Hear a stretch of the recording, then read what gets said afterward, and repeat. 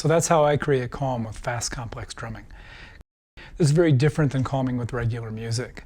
With music, you're going to choose songs that are appealing to you. You're going to choose a style of music that's soothing.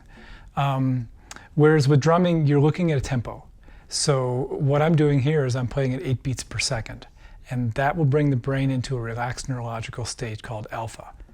Now, alpha exists between 8 hertz and 13 hertz, which is 8 cycles per second to 13 cycles per second. This is a state where we're outwardly directed, where we're still aware of our surroundings, still engaged in our surroundings, but we're relaxed. And it's referred to as a relaxed alert state. So this is the state that you really want to calm in, because then you're still interacting with the world. You're still able to really be present, and especially when it comes to learning and sensory processing, this is really the optimal state.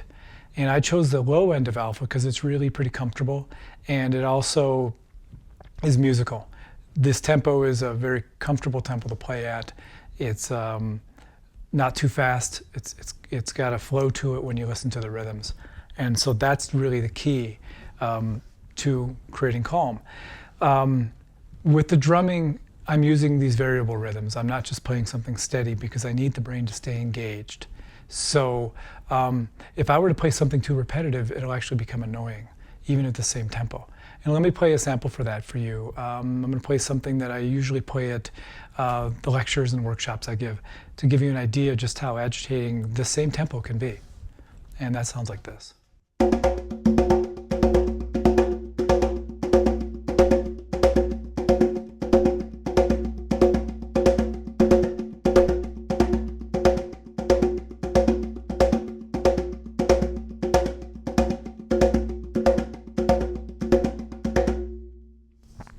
That's the same tempo as I played earlier. The difference is this is a repetitive pattern, and this pattern is in 5. And playing in 5 is kind of jarring enough as it is, and being repetitive, it adds another layer to it. And then the tones I'm using, these slap tones, are very sharp, very abrupt. And you put 3 of them in a row, you throw it in a group of 5, and it just really doesn't feel very comfortable. That's how you can agitate with the same tempo that would be calming. So the rhythms are really important. For general calm, what I do is I try to just create an unpredictable pattern to it. Looking at this idea of entrainment first, and entrainment is essentially the synchronization to this pulse, this underlying pattern. That's what the brain is picking up on. That's what the brain is synchronizing to and training to. And this idea comes from techniques that are 30,000 years old.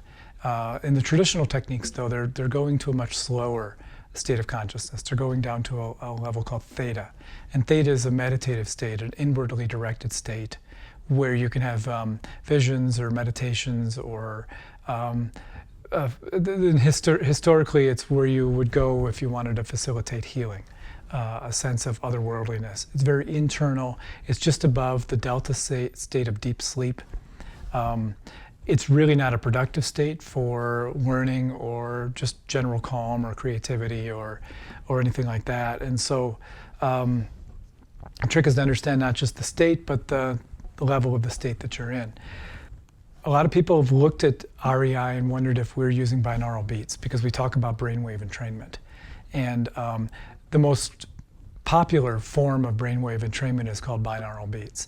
Binaural beats are really simple. They're essentially 2 different frequencies that you hear, one in each ear, either through headphones or strategically placed speakers, where the difference between those frequencies is the pulsation that the brain will entrain to. So for instance, if I were going to entrain someone to an alpha state of consciousness, I might play a tone in one ear of 800 hertz, and then maybe a tone in the other ear of 808 hertz. And that difference of 8 hertz is going to be a pulsation in the brain. That's the perception, anyway, in the brain. And that's going to shift the brain into this 8 beat per second, lower end of alpha state of consciousness. That's all really good theoretically, but it doesn't work on a practical level, because at this outwardly directed state of alpha, we need to be engaged. We need to have something that keeps the brain active. and centered into it. If it's too repetitive, it becomes annoying, like this rhythm I just played for you. And as a matter of fact, let me play the 8 beats per second rhythm just as a steady rhythm with no accents at all, and just see how this feels. And then I'll jump right into that, into a variable pattern for just a few seconds, and you can see how different it is from the repetitive.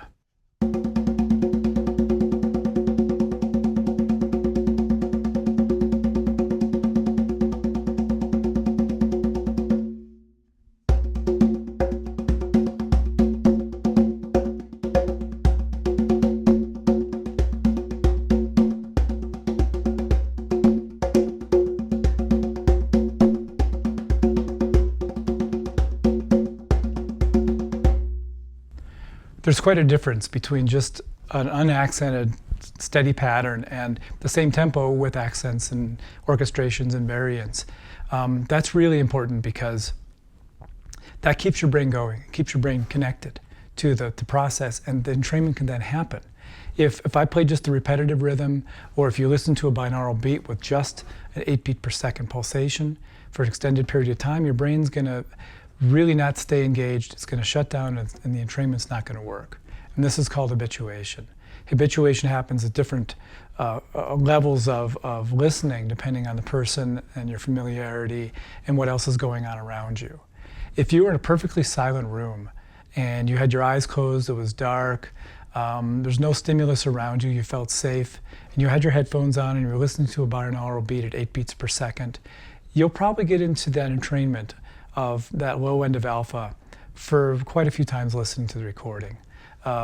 Maybe it'll work for 20 minutes this time around, and then maybe a month down the road it's not going to work very much at all because your brain's going to have gotten used to it, it's not interested in engaging. If you put that same binaural beat in a active room, for instance, say you go to a coffee shop and you put your binaural beat headphones on, and there's all this stuff going around you, and there's activity, and there's people moving, and there's coffee's being made or whatever, and you're going to find that it's going to be harder to engage with the binaural beat because of all the other stimulus going on. A lot of binaural beat people have tried to get past this habituation by varying the carrier frequencies and the actual pulsation that they're trying to create.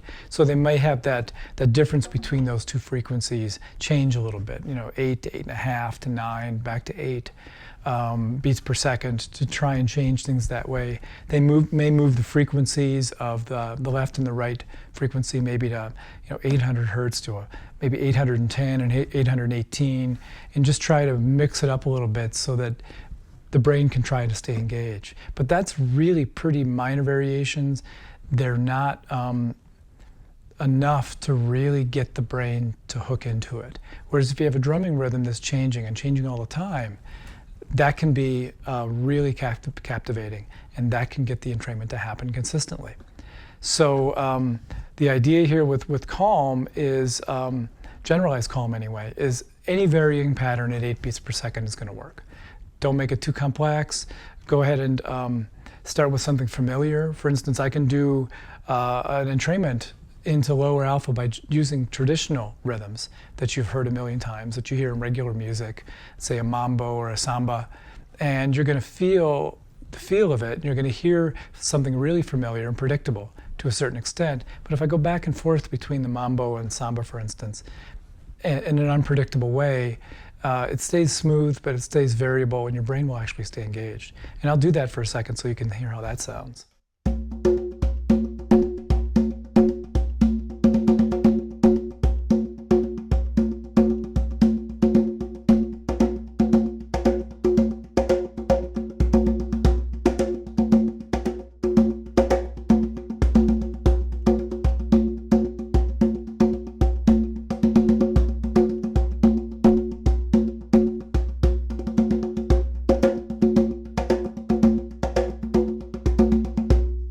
So I was just doing a mambo and a samba, maybe a little transitions from one to the next. It's got a real flow to it. You kind of move to it.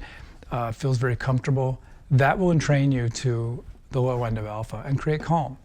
Now, if we're dealing with anxiety, those wouldn't work, because when we're dealing with anxiety, especially long-term change, like we try to do with the REI custom program.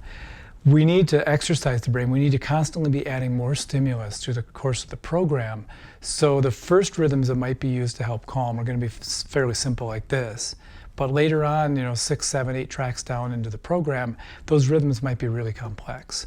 And that's what's going to keep the brain engaged to this process. That's how we keep habituation from happening. And the long-term change in anxiety happens not just because of listening to the rhythms, but what happens is the brain becomes used to going into this relaxed state and learns how to do it on its own. And so all of a sudden now the person can self-regulate. A stressful environment comes up or an anxious thought comes up, and all the while they've been listening to their recording that brings them into this calm state every day. And their brain knows how to do this now. So they'll be confronted with the stimulus that might put them in an anxious state, but they remember what it feels like to go into the calm state, and they'll shift into it. That's what's happening when we're dealing with long-term change. And the only way we can do that is progressively adding the level of stimulation to the calming tracks as we go through the program. And I start off maybe playing some typical calming rhythms like these.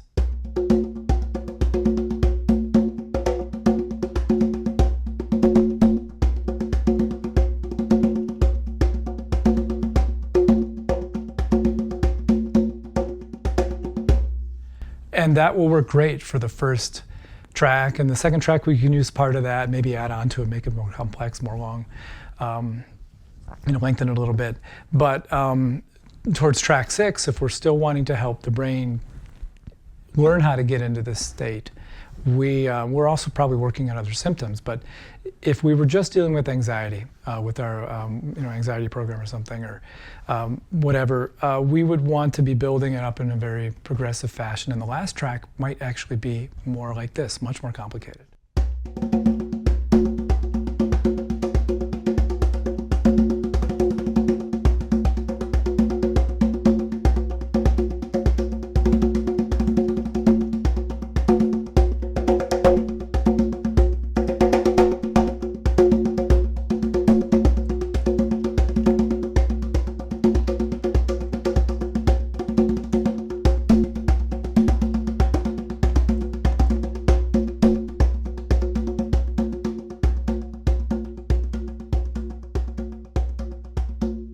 And complexity is really related to just not only the patterns themselves, but the structure of the groupings and the accents, but the orchestration as well.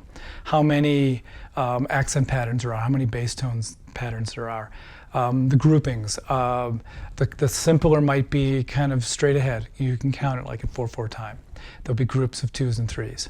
Whereas when I get into more complicated pieces, you're going to have more accents, more bass tones, and you're going to have groupings of 5s or 7s or 9s, and it's going to be also very changing a lot. So you're never really going to know where it's going to go. Whereas early on, you might see some themes happening, and the pattern comes back. You'll come back to the same rhythm once in a while. That's fairly common. In the late, not so much. It gets very, it's almost like I like to think of it in terms of what's the length of the rhythm before it repeats itself. So early on, there might be, 27 or 28 beats before it repeats. Later on, it might be 150 or 160 before you see the pattern shift back to itself. That's how we look at progressive stimulation with calm. But basic calm is really simple. You can play any variable rhythm, 8 beats per second roughly. It can go up or down a little bit. In BrainShift Radio, we have tracks that are in the calm category that go as low as maybe 7.5 beats per second, and then maybe up to maybe 9.5, depending if we're wanting to add other elements to it, because you can have calm and attention at the same time. That's going to be a little bit faster, maybe 9 beats per second.